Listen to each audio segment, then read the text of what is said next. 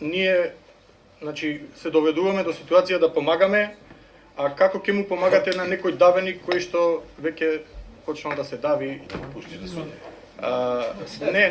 Не го знаете како. Треба да некој за да му помогнете, треба да постои од другата страна да си помогне и самиот себе. Значи не можеме ние да му помогнеме ако тој не може да си помогне самиот. Во регионот, според моите информации, ако има некој поинакви нека каже, нема одземено лиценца заради непочитување на формат. Во Македонија 15 години ќе прави ова година Советот, нема одземено лиценца поради непочитување на формат. Еве овој состав нека бил лош, не си работата како што треба, ама сите состави ако биле лоши досега, тогаш излегува дека историјата почнува од нас. Погледнете вчера, некој од весниците земете со програмите. Ние имаме програми на 18 на вчера беше 12 јуни. На 12 јуни на една национална телевизија ние имаме 9 часа странска програма. Серии, што премиери.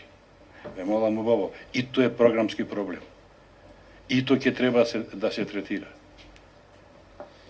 И на нив ќе треба да им и со нив на ист начин ќе постапуваме. Меѓутоа, овде постои опасност од отворање на една пандорина кутија која што се пополнуваше со зло многу долго време под притисок дали на олигархиски структури, дали на политички структури и која сега ако се отвори, мислам дека повеќе национални радиодифузери ќе мора да одговараат на стисни прашања, а не верувам дека ние ќе преземеме иста постапка. Не барем според досегашните искуства.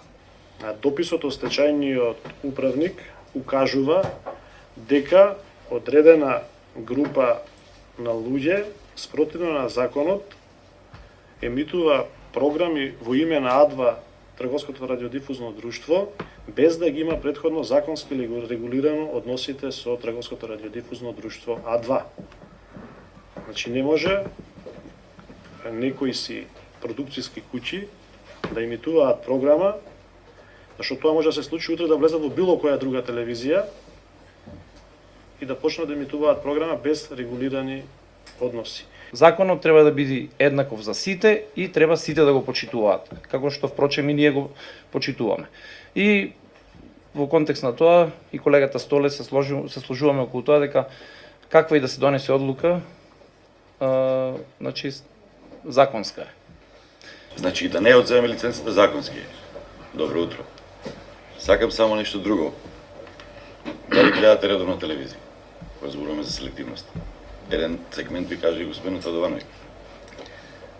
Второ, говорам за стечајниот управник. Во законот пишува, кога веќе зборуваме за закон, дека стечајниот управник треба да се грижи, да обезбеди услови за продолжување на дејноста на субјектот кај што е поставен за стечајни управник.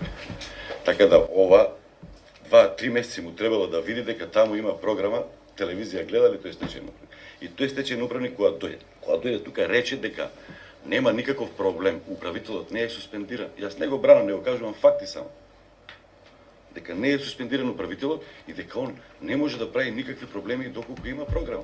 Дури напротив, он има мерак, сака да има програма и треба законски да се труди да има програма, за да тој субјект да може да се активира, за да може да ги враќа парите на доверителите. Тоа е суштината на стечајот, а не е суштината само да се затвори и да се заколи. Не знам што околу почитувањето на законите, ќе биде малку и поглед, ајде. Не е проблемот во тоа дали се почитуваат законите, проблемот е во тоа како се толкуваат. Еве вие, господин Јанчевски, завршивте со таков заклучок. Како се толкуваат? Кажам наискрено, не сакам да го кажам ова. Меѓутоа и холокаустот на евреите е направен во законски рамки. И сега што е поголем злостор? Да го почитувате законот или да не го почитувате?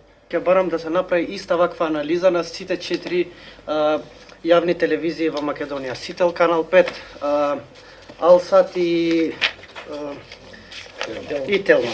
Значи да видиме дали тие се придржуваат кон ова и да видиме дали точно тие ги исполнуваат сите овие, бидејќи јас сум сигурен дека во сите од нив ќе најдеме вакви работи што ги наоѓаме во ова. Благодарам.